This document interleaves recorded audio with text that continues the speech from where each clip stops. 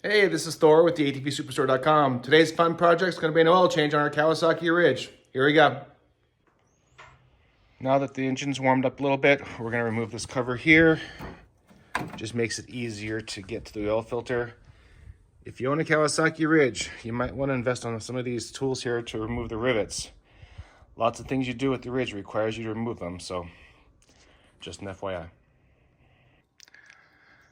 So I've drain the oil out, 18 millimeter socket. For the filter, I'm going to use this guy here. People always say that the first oil filters are really tight, hard to get off. If you use one of these guys here, just tap it on there lightly with a hammer. It usually gets the job done.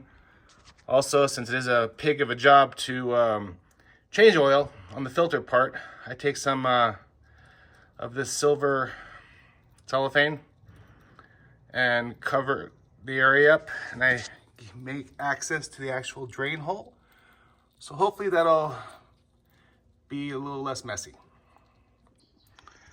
So again, just lightly tap it on here so it's seated good.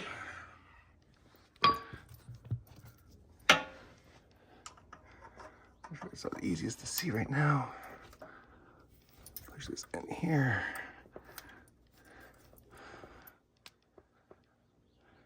And look at that. Success.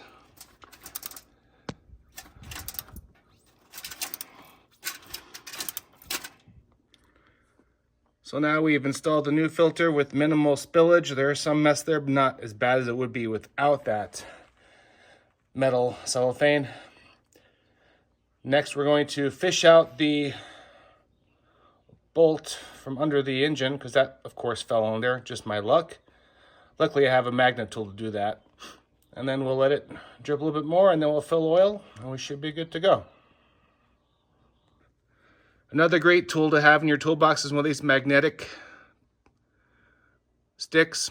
You can fish stuff out without getting your fingers dirty, tight spots, you name it. I suggest getting one of these down the road if you don't have one. So the 18 millimeter is back in there, torqued to specs. Now we're gonna fill some oil. This here will be your oil fill location.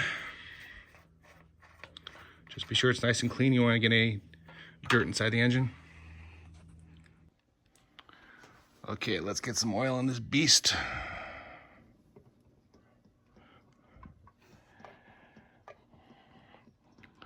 Super easy to do. Just always have the right tools with you.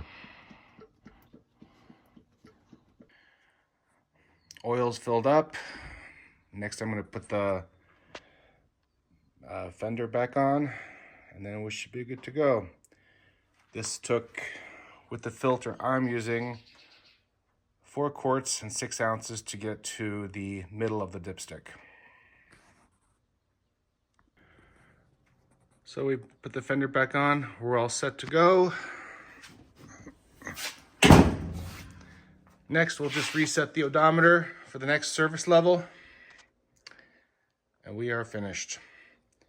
Total time was about 20 minutes from start to finish. This is the second time I am doing this. That's why I knew little tricks here and there regarding the filter and regarding the oil from the oil filter dripping all over the place. Hope this helps you guys. Please like and subscribe. Any questions, give me a call at 815-321-3888. My name is Thor. I am the owner of the ATVSuperstore.com. Have a great day.